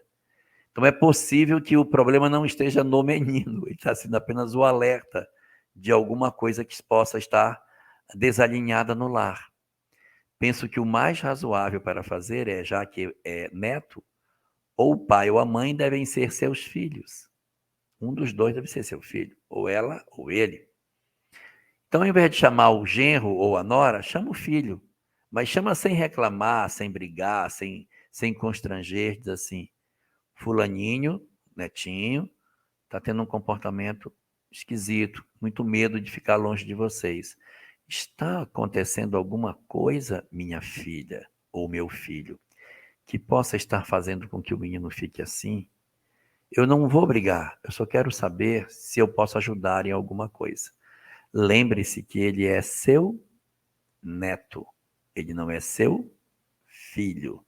As vinculações, se fossem para ser prioritariamente com você, ele nasceria seu filho. Então a gente tenta ajudar e diz, como que eu posso ajudar? Existe o que eu posso fazer, mas não se imiscua, porque a gente tem que, na condição de avô, saber respeitar o limite. É difícil para a gente, mas saber respeitar para a gente não avançar o sinal vermelho e daqui a pouco a gente está fazendo o papel de pai e ultrapassando as responsabilidades que os filhos têm nessa tarefa. Daqui a pouco a gente quer assumir o papel deles, a gente inverte a posição das pessoas dentro da família e desconstrói a figura paterna e materna, porque assume uma centralização em nós da representação do cuidador, que tem que ser o pai, tem que ser a mãe. Então tem que dar às pessoas exatamente o devido lugar aonde elas devam ficar. Então, resumidamente, o que eu sugiro a você é uma conversa com o seu filho, que seja integrante do casal, para ver em que você pode ajudar, aceitando que você é apenas avó e não tem a responsabilidade direta por ele, porque ele tem pai e tem mãe. Muito bem, Jorge. O João enviou uma pergunta para a gente compartilhar com você. Ouvi o Jorge dizer que tem filho adotivo. Eu tenho uma menina de 19 anos que tem vários problemas emocionais e gostaria que ele me desse alguma luz do que fazer. Desde bebê ela tem impulsividade, depressão e dificuldades de aprendizagem. Estou em busca de um milagre para minha filha. Nem sei se mereço ou se ela merece, mas sou pai e não queria perdê-la tão cedo. Abraços. Olha, é um desafio muito difícil, porque está fora da nossa governança. Às vezes você senta na beira da cama e diz, minha filha, o que você tem? O que falta para você? O que está acontecendo? Por que você reage assim? Que posso fazer? E às vezes a gente ouve de um filho ou de uma filha assim, pai, mãe, não me falta nada. Eu sei que o Senhor me ama, eu sei que a mamãe me ama, eu sei que eu sou muito amada, eu sei que eu sou saudável, eu sei que não tenho problema nenhum, mas eu sou triste. É dentro da minha alma que dói, não é nada aqui fora. Sou eu que sou triste. Então, quando você experimenta um processo de depressão de causa difusa, que é esse que eu estou falando, é bem mais complexo trabalhar porque a alma é triste. É diferente dos processos em que você tem uma menina que tem uma certa razoável condição de equilíbrio e ela experimenta um trauma. Por exemplo, ela ama muito um garoto, um rapaz, e esse rapaz, de repente, faz um movimento equivocado na questão do relacionamento com ela, ela abandona. Então, ela cai numa depressão objetiva. Qual é a depressão dela? Questão do companheiro, do parceiro, do amor, do namorado, que, de certa maneira, a rejeitou. Então, ela vive um processo agudo de autoestima. Quando é assim, é mais fácil. Mas quando a pessoa vem de um processo crônico de dor, em que você diz, não sei o que eu posso lhe oferecer, minha filha. Não sei o que eu posso fazer.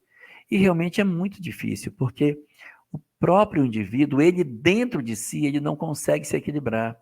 Diz, eu não consigo. Eu tenho muita dificuldade. Tenho muita tristeza dentro de mim. Mas de onde vem essa tristeza? Às vezes a tristeza pode vir de um processo de sensação de abandono. Mas ela foi adotada, mas ela tem a sensação da rejeição. E eu vou dizer o que ela diz dentro de si mesma. Por que minha mãe biológica não me quis? Será que eu sou tão inútil, tão imprestável, que ninguém me quis? E aí a gente tem que preencher essa taça. Às vezes é difícil preencher essa taça, porque você enche a taça, mas ela está furada embaixo. Você dá amor, mas ela está sempre vazia. Porque eu gostaria mesmo era de não ter essa história de abandono dentro de mim. Tem muitos adotivos que superam isso. Não, meu pai e minha mãe são meus adotivos. Se o outro não me quis, tudo bem, toco minha vida. Mas tem pessoas que não dizem, por quê? Por que a minha história é essa? Por que isso aconteceu? E aí a pessoa acaba arrastando essa história pela existência inteira e vive processos de dor que levam para esses quadros, né? Então, há uma possibilidade de que isso seja dessa natureza. Então, o que a gente pode fazer? Então, o que a gente pode realizar? Primeiro ponto a observar. Nós não temos governança sobre isso. Você pode mover o céu e a terra e não conseguir nada. Porque está dentro do outro, não está dentro de você. É difícil, porque é o outro que está enfermo. E a gente, por mais que você ofereça, não preenche. Então, não crie a falsa expectativa de que você vai conseguir resolver. Não, nem sempre vai ser possível. Tem vezes que vai, tem vezes que não vai. Por quê? Porque a alma é triste. Então, o que a gente pode tentar fazer? Porque a gente não vai desistir. A gente procura perceber como que fazer para preencher o vazio. Porque qual é o problema da questão da depressão? É vazio existencial. Então, o que eu tenho? O vazio existencial é o quê? É uma vida que está vazia. Está vazio. Como é que se combate vazio existencial? Está vazio, ó, está vazio. Você vai preencher o vazio existencial. Você vai botar coisa lá dentro para preencher isso aí. Só que isso que vai preencher tem que ser o que ela goste. Não pode ser assim, você vai fazer balé, você vai fazer inglês, você vai fazer natação e você vai fazer também um curso de teatro. Você não quer nenhum desses. Ela não quer nenhum. Então você vai colocar cargas. Meu pai colocou, eu vou ter que ir para o inglês. Nossa, odeio aquele pessoal na aula. Quando começa, doido que acabe. Tem que descobrir o que é que ela gosta. E uma das coisas que são muito úteis nesse fenômeno é você se sentir útil. É você oferecer à pessoa que tem sensação de que a vida dela não tem valor, é fazer ela perceber que ela é útil. Como que eu posso fazer a pessoa se sentir útil? Ela tem que cuidar de vida. Quando quem tem depressão cuida de vida, a vida dela muda, porque cuidar de vida mexe psicologicamente com a gente.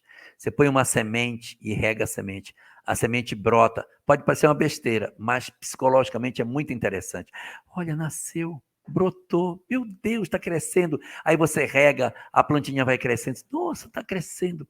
Então, cuidar de plantas é um negócio espetacular. Cuidar de flores, de plantas, fazer mudas. Pense na ideia de que, de repente, na sua rua, na sua casa, no centro espírita, criar um trabalho de criação de mudas. Mudas para as pessoas levarem as mudas e plantarem em casa, plantas ornamentais. Vamos fazer? Cria como se fosse um viveirozinho de plantas. E a gente vai cuidar, vai distribuir. Não precisa ganhar dinheiro. Pode até ser, mas não precisa ser. E a gente vai distribuir aquilo. Árvores frutíferas, árvores ornamentais, plantas para jardim, cuidar de vida. Ou animais. Você pega um cachorro todo sarnento na rua e você leva, você dá banho, você cuida, você lava, aplica remédio e vê o animal melhorando. Isso tem um efeito para depressivo espetacular. Cuidar de vida resgata a vida. Então, pense na possibilidade de criar um grupo de trabalho, que pode ser dentro da escola. Estimule na escola, porque você não cria um trabalho para que as crianças aqui se reúnam no contraturno para fazer um trabalho em prol da comunidade. Então, existe toda uma movimentação que você pode fazer para trabalhar o estímulo para ela se sentir útil cuidando de vidas. Mas, volto a dizer, não crie a falsa expectativa de que você tem o poder de curar as pessoas. Porque quem está doente não é você, é o outro. E é preciso que o outro se trate. Você vai oferecer toda a instrumentação, mas é preciso que ela se predisponha a utilizar esse recurso. Senão ela pode fazer tudo isso e dizer, eu continuo triste. Não está nas suas mãos, está na mão dela fazer. Só que nosso papel é não desistir e fazer o que a gente puder em socorro dos nossos e da sociedade como um todo. Muito bem, Jorge Alahá, ouvintes, internautas, quanto aprendizado a gente vai tendo, né? Mas tem mais uma dúvida de um ouvinte aqui que a Divina traz para a gente. Divina. Ela é evangelizadora, ela se chama Vera e mora em Floripa. Boa noite. Ela desejou boa recuperação para mim. Como devo falar sobre João Batista, na evangelização, sobre a fogueira e alegório? É alegórico, né? Sobre a fogueira é alegórico ou verdadeiro? Na verdade, trabalhar João Batista na casa espírita, a gente vai se concentrar em cima da ideia do arrependimento e não na ideia de aspectos litúrgicos, né, de batismos e tal. A gente vai até tocar na questão do batismo, porque tem a ver com o nome dele. Mas a gente não pode considerar que a gente tem como mais importante para falar de João Batista o batismo, embora pareça ser. O mais importante para falar de João Batista é que ele pregava o arrependimento, que é, no fundo, o quê? Transformação moral. Então, é bater nessa tecla de que ele veio para dizer, gente, endireitai as vossas veredas, endireitai os vossos caminhos, porque o reino dos céus está próximo. Ele vem, portanto, acenar para as criaturas humanas a percepção de que, sim, estava acontecendo uma mudança e que as pessoas precisavam mudar para alcançar essa condição espiritual. Mas a gente não deve se concentrar especificamente na questão do batismo, mas sim da mudança. Vamos falar de batismo? Vamos. Mas sem aquela coisa assim, é um absurdo. A gente não deve atacar a religião dos outros. Deve respeitar. A gente deve respeitar. Existem hoje religiões que ainda consideram o batismo como uma prática. Respeite, não ataque. Apenas diga, para a doutrina espírita, não é necessário isso. Sem fazer deboche, sem fazer crítica, sem fazer nenhum tipo de sarcasmo com isso. Mas tem pessoas que consideram isso verdadeiro, mas está dentro da visão deles. Para a doutrina espírita, a gente não precisa, porque é aqui dentro que acontece.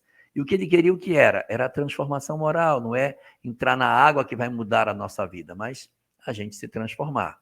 E aí você fala sobre a fogueira, né?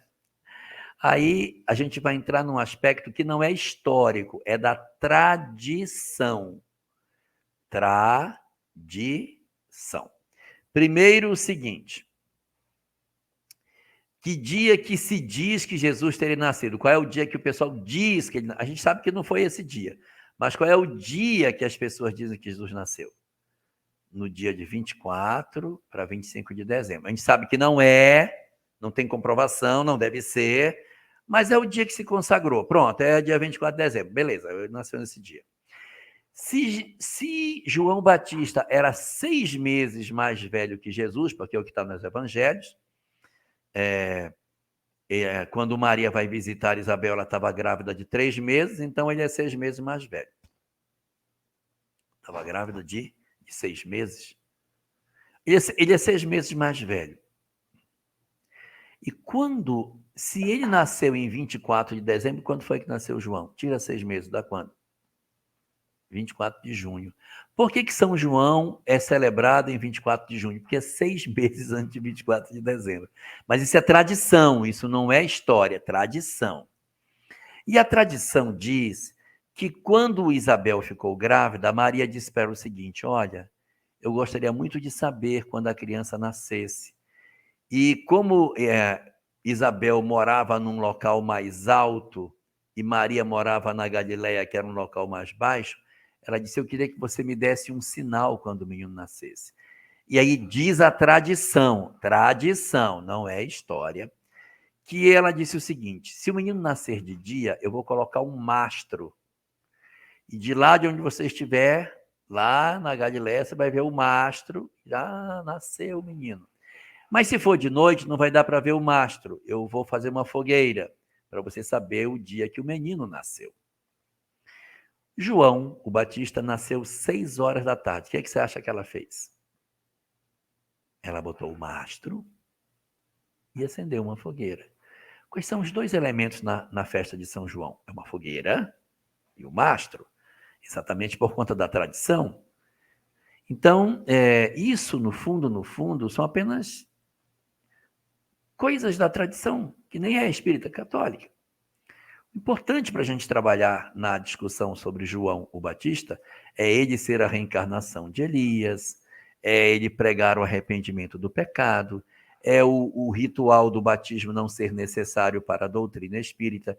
Esses são os pontos essenciais.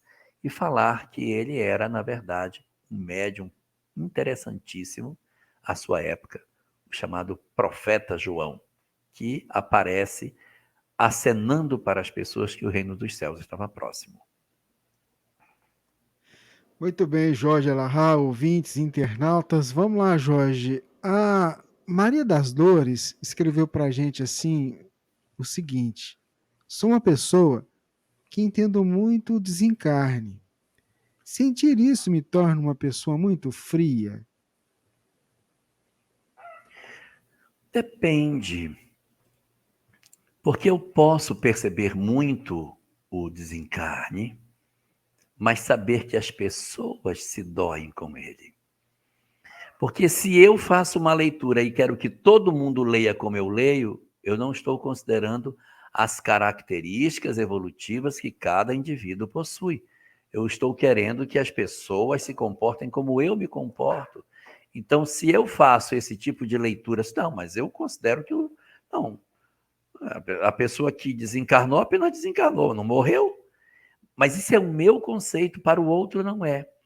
Então, eu posso ter essa leitura comigo, mas eu não posso querer impor sobre o outro a visão de mundo que eu tenho. E eu tenho que aceitar que, muitas vezes, a minha percepção de como é que as coisas são, não são entendidas assim pelas outras pessoas. É como, por exemplo, alguém que não come carne, e que vai para um almoço na casa dos amigos, fica olhando as pessoas com isso: você está comendo carne, você está comendo um animal, você é cruel, olha o que você fez, pegou o animal, matou, depois moeu, fritou e comeu. Porque se eu faço isso, eu estou enveredando por uma coisa que não deveria, porque se o outro não se vê assim, não me cabe ser aquele indivíduo que vai ficar criticando as pessoas. Um dos papéis daquele que já maduramente entendeu a evolução é não ficar exigindo do companheiro aquilo que ele, na verdade, ainda não possa dar. Então, eu tenho todo o direito de ter a leitura que eu quiser sobre a vida espiritual e não sentir de maneira mais efetiva os golpes do luto, a solidão de abrir a porta de um quarto e não encontrar o ente querido, de sentar para comer e não ter aquele prato virado ao lado, de não ouvir a voz do ente querido me chamando, de preparar a festa do Natal, do Dia das Mães. e não ter a presença daquela pessoa. Eu posso ter resistência para isso, mas eu não posso exigir que o outro tenha. Eu comigo, resolvido, mas eu não posso querer impingir sobre os outros a minha leitura de mundo e a minha capacidade que eu já tenho de entender sobre a transitoriedade da vida. Ô Jorge, aproveitando que você falou agora mesmo da Alcione, tem uma pergunta que chegou pra gente, né, Divina? Qual que é a pergunta aí? A ouvinte não entende, né, desde que ela leu sobre ela, o porquê, né, de todo o sofrimento que ela passou. Ela teria que passar por isso? É o amor, né, Jorge? Ela foi lá ajudar o grande amor. Seria a mesma coisa que perguntar, e Jesus, gente? Puxa, foi para a cruz, pregaram, bateram. Será que ele devia ou ele fez por amor? Existem espíritos que estão numa certa evolução, não estou querendo comparar o Alcione com Jesus, mas estão numa certa condição evolutiva que eles sacrificam pelo outro. Eles são capazes de passar por um sofrimento para que o outro não sofra. Ah, não é possível. Não! Pergunte para as mães se elas não abririam mão da sua comida para ver o filho comer, se elas não passariam fome, se elas não acordam de madrugada para dar de mamar, satisfeitas, que se fosse eu para acordar 2 horas da manhã para dar de mamar, meu filho dorme, pelo amor de Deus, 6 horas da manhã a gente resolve isso. Não, elas acordam de madrugada, o bichinho acordou, tá com fome, vem cá, meu filho. Meu Deus, no melhor do sono.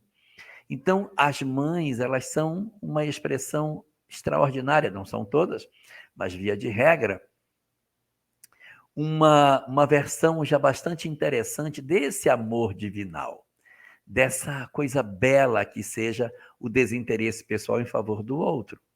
E as mães se sacrificam, elas abrem mão das coisas para o outro. O pai, às vezes, deixa de ter, não, eu vou dar para ele, não, meu filho, divide para que você tenha, tira da boca para dar para o filho comer.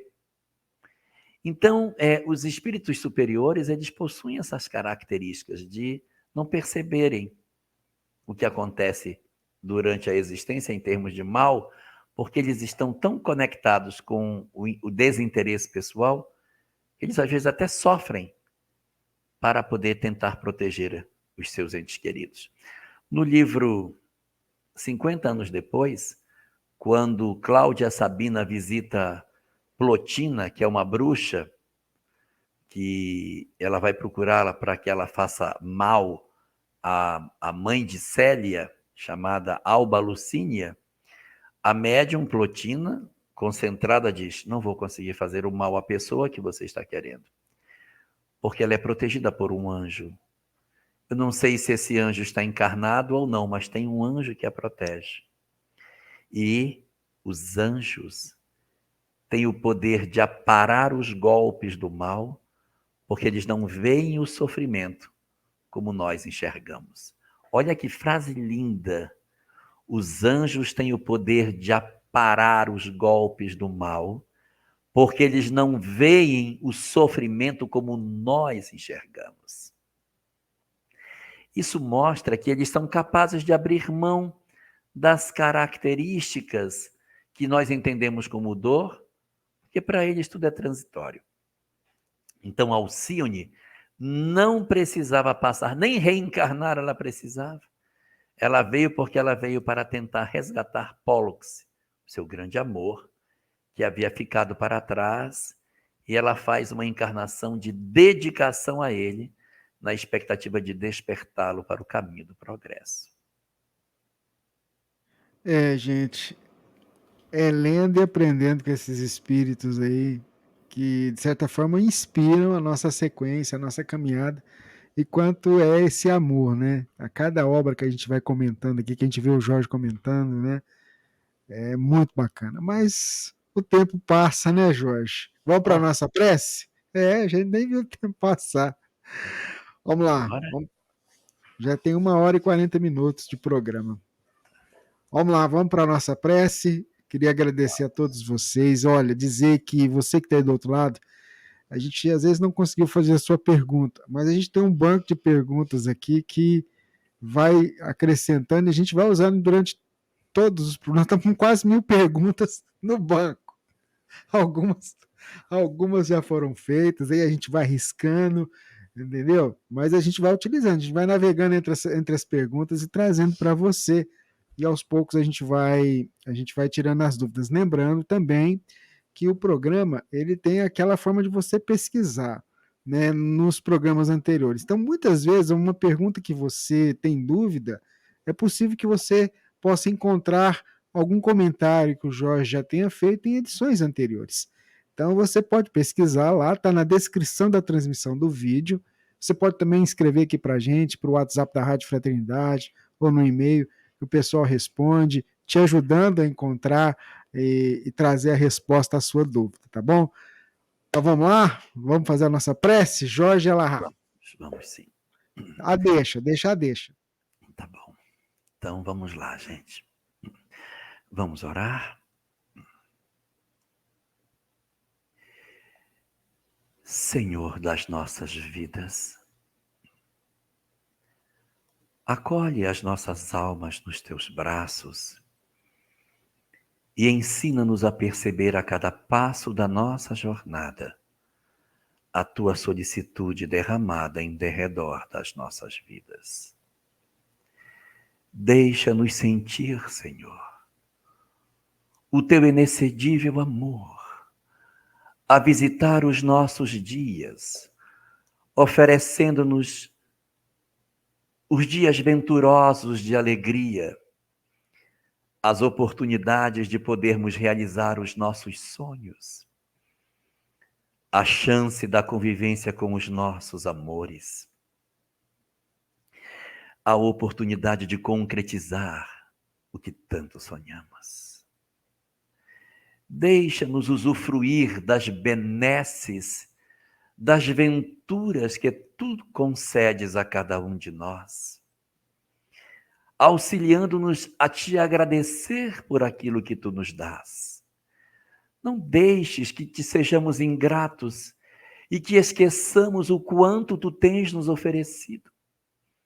A saúde no nosso lar, a harmonia doméstica, a chance do sustento para cada dia, as oportunidades do trabalho, a bênção do corpo físico, o sagrado momento de oportunidade do contato com a doutrina espírita, que oferece aos nossos corações a luz para o entendimento das nossas próprias existências.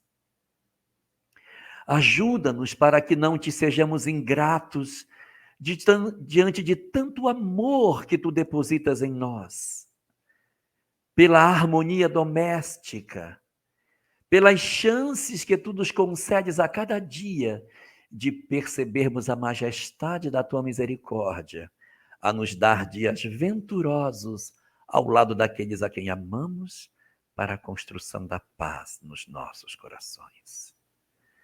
Não deixa, Senhor, que esqueçamos as bênçãos que tu nos dás, mas faze-nos recordar para agradecer-te a cada dia pelos dias de ventura que o teu coração maravilhoso nos oferece. Igualmente te pedimos que tu nos ajudes, Senhor,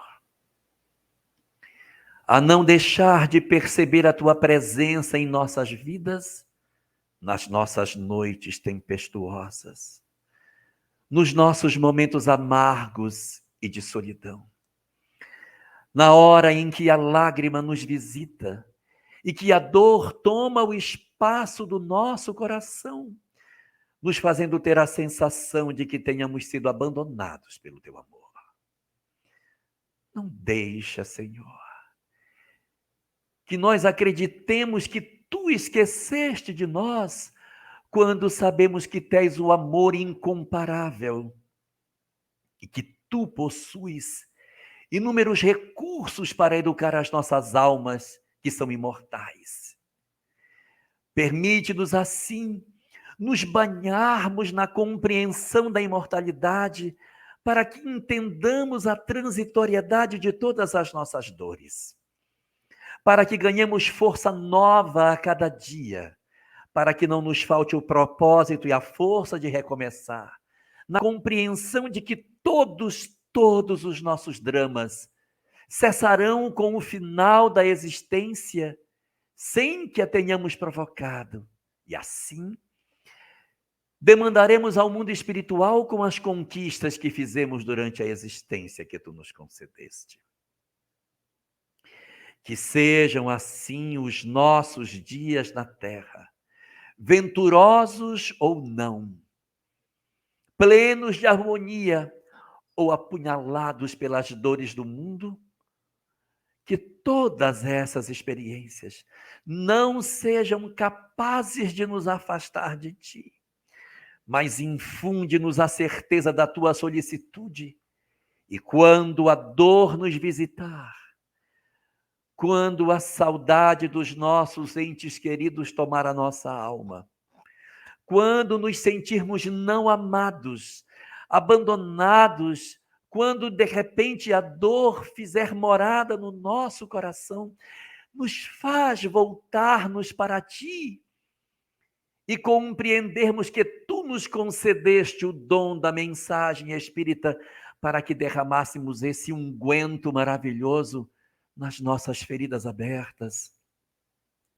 e conseguíssemos aplacar o nosso choro, as nossas tristezas, as nossas reiteradas horas de angústia, na convicção de que o teu amor reserva para todos nós o resultado das conquistas que haveremos de fazer nos dias que a terra nos concede entre os homens.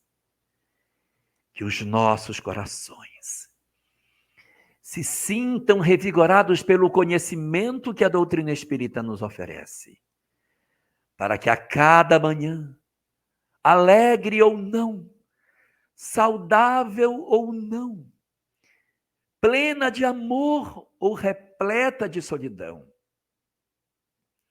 independente da condição externa que a vida se apresente, que tu continues morando nas nossas almas.